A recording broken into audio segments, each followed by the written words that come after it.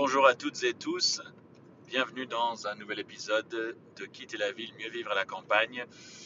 Aujourd'hui, je vais être un petit peu négatif, pas sur vivre à la campagne, au contraire, mais sur ce que ça révèle grâce à ma nouvelle vie, et je pense la nouvelle vie pour la plupart des personnes qui vivent à la campagne, ce que ça révèle des priorités des êtres humains dans notre société française très, je n'ose plus dire industrielle parce que on a désindustrialisé la France à grande échelle avec plutôt une société qui s'est occidentalisée, qui s'est industrialisée, qui s'est tertiarisée, numérisée.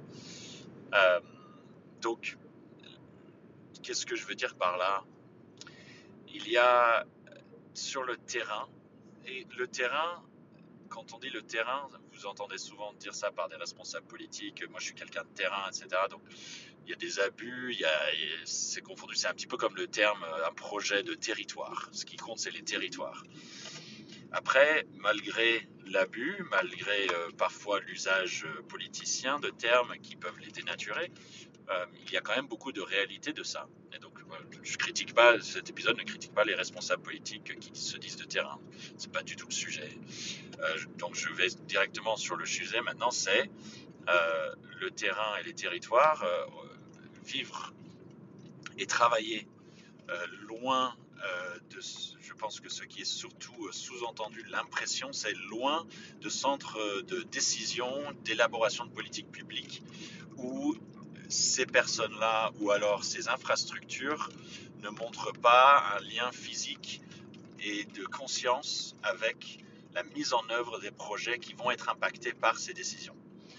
Voulant dire, il y a beaucoup d'activités humaines qui se fait dans des infrastructures construites, des centres de débat, des salles de réunion, des bureaux tout petits, qui vont ensuite avoir un impact sur comment soit des entrepreneurs, soit des chefs d'entreprise, masculins et féminins, et leurs équipes mettent en œuvre des projets ou mettent en œuvre l'activité d'une entreprise ou d'une collectivité. Souvent, on fait référence à ça. Et je suis assez d'accord quand même avec une revendication davantage de prise en compte du quotidien sur le terrain des acteurs économiques. Et acteurs économiques, je mets tout le monde dedans. Je mets les entreprises, les entrepreneurs, les personnes en micro-entreprise, les grandes structures, les associations et les collectivités. Les collectivités et les organismes publics sont des acteurs économiques puisqu'ils ont un immense impact tout de même sur l'activité emploi, sur la commande publique et donc sur les orientations, sur la R&D, etc. Et je suis moi-même entrepreneur dans la ruralité, principalement, même si j'ai un pied dans les deux mondes. Je suis basé dans la ruralité, je suis basé dans la campagne. Et donc j'ai la chance de voir autour de moi beaucoup d'éléments physiques de la nature. Je vois les agriculteurs, je vois beaucoup d'artisans, je vois beaucoup de personnes qui travaillent sur des secteurs primaires et secondaires et beaucoup de liens avec les éléments physiques de notre planète, nos écosystèmes. Ce que je déplore, c'est qu'il est très complexe et il est très long et il est stressant et il est parfois redondant de devoir remplir les dossiers, de devoir modifier ce que nous faisons en matière de suivi de nos activités constamment. Mais quand je dis constamment, je ne dis pas d'un mois à un autre, je dis pour une institution ou une autre. Même s'il y a une simplification annoncée et qui est censée être en cours, j'ai bac plus 5. Je gère 7 numéros SIRET. J'ai beaucoup d'expérience dans la levée de fonds, dans la gestion administrative et financière. J'ai dirigé une fondation de reconnue d'utilité publique. Je ne l'ai pas fait seul, hein, pas du tout. Mais j'ai créé deux associations et j'étais vice-président d'une autre. J'ai été au conseil d'administration d'une autre association. J'ai fait plusieurs activités de bénévolat dans d'autres. J'ai 3 entreprises.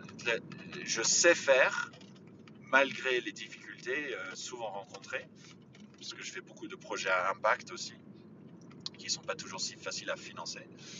Malgré une restructuration de l'association Landestini qui est très douloureuse et difficile, mais qui pour l'instant on réussit à faire, je maintiens que je ne suis pas néophyte de la gestion administrative et financière, et je ne suis non plus, je ne dirais pas que c'est ce que je fais de mieux, mais je fais le nécessaire.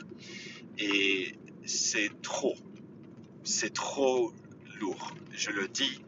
Et donc dans la campagne, je reconnais cela. Alors cet épisode ainsi n'est pas directement un éloge de vivre à la campagne, c'est une critique de comment nous sommes déconnectés de ce qui est le plus important. Alors les règles, les normes, les procédures existent peut-être pour des bonnes raisons. Je dis peut-être. Pourquoi est-ce que je dis peut-être? Parce que le positif du peut-être, c'est parce que ça évite des abus, ça évite des mauvaises pratiques, ça évite de la triche, ça évite un mauvais suivi, peut-être. Mais l'hésitation du peut-être, c'est le côté négatif, c'est je crains qu'il y a une sorte de conscience collective qui est créée dans cette déconnexion à la nature, dans cette déconnexion à l'activité principalement nécessaire pour que l'humain vive et survive chaque jour, c'est-à-dire la consommation de choses nécessaires et essentielles.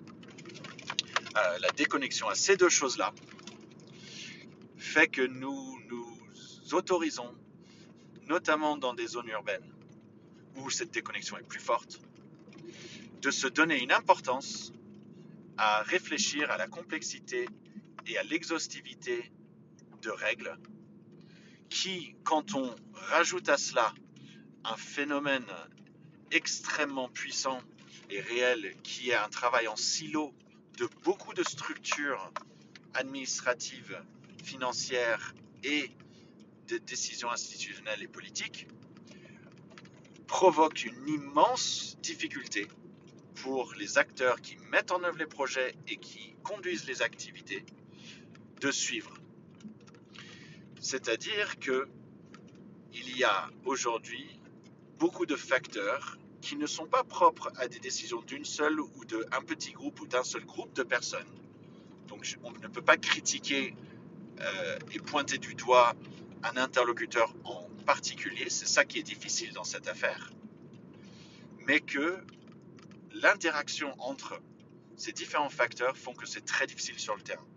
Et je crains que nous avons entretenu et accéléré et intensifié ce système plutôt que de le simplifier dans la réalité depuis 10 ans. Et moi, je le sens depuis les 15 ans que je travaille. Pour moi, ça ne s'est pas facilité.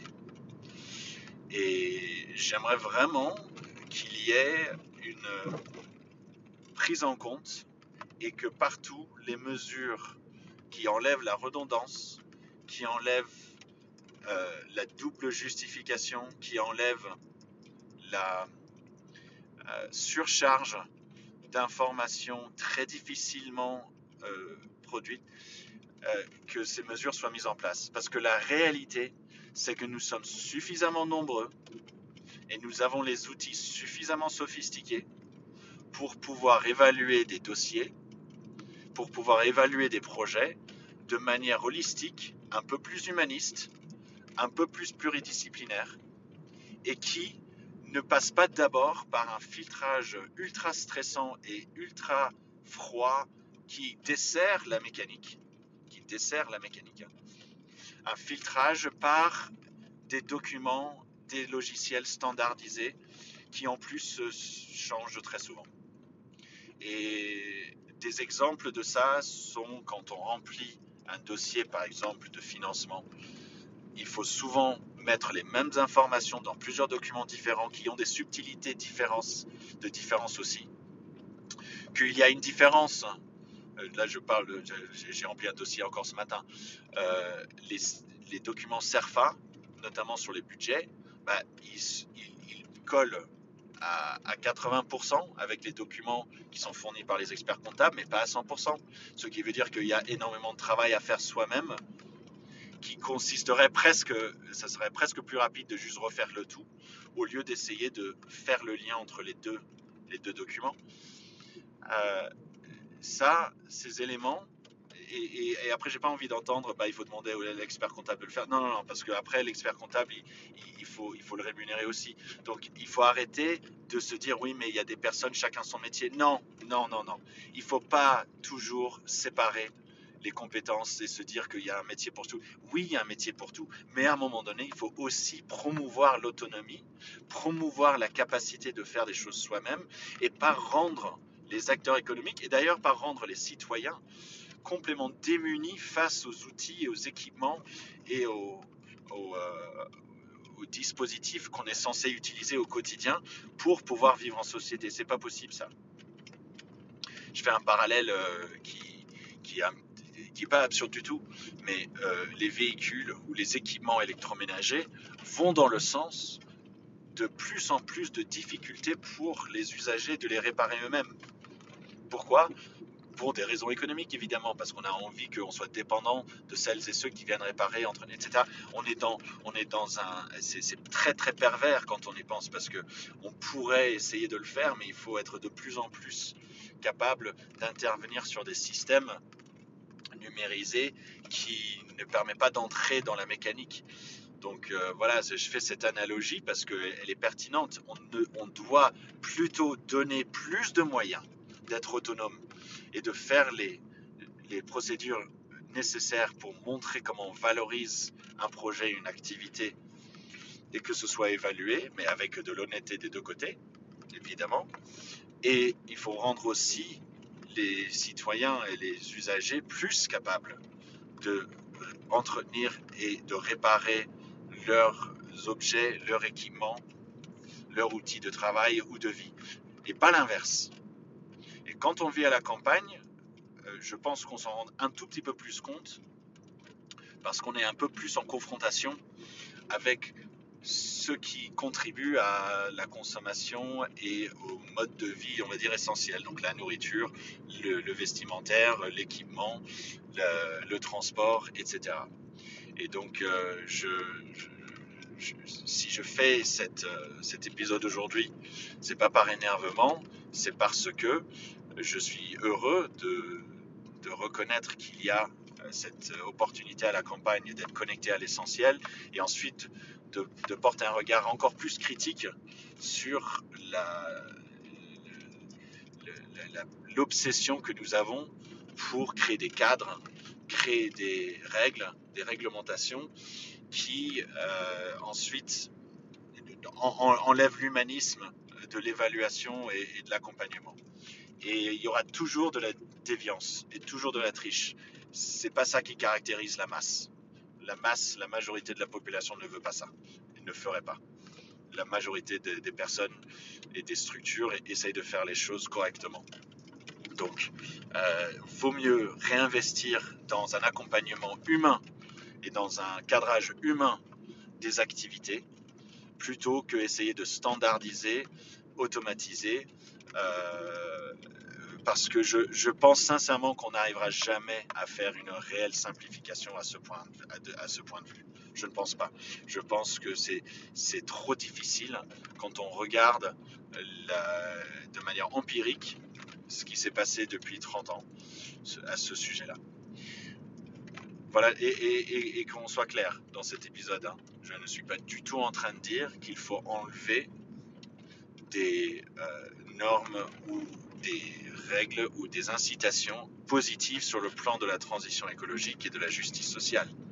Je suis en train de dire, c'est sur la forme de l'accompagnement, sur le volume et sur des choses qui n'ont rien à voir avec la justice sociale et la transition écologique. Je parle de choses qui sont beaucoup plus liées au financier, qui sont beaucoup plus liées au juridique, beaucoup plus liées à l'administratif, à la compta, des choses qui, sincèrement, perdent énormément de temps pour les acteurs économiques. Et quand ils ne sont pas staffés, parce qu'ils n'ont pas les ressources financières pour correctement le faire selon les règles et le suivi administratif centralisé, eh bien, c'est double peine. C'est double peine. Donc, soyons plus humanistes dans l'accompagnement, soyons plus humanistes et écologistes dans l'accompagnement des acteurs économiques dans les territoires tout azimut, mais notamment dans les territoires ruraux où on se rend compte de l'absurdité un peu plus facilement. À très bientôt dans un nouvel épisode Quitter la ville, mieux vivre à la campagne.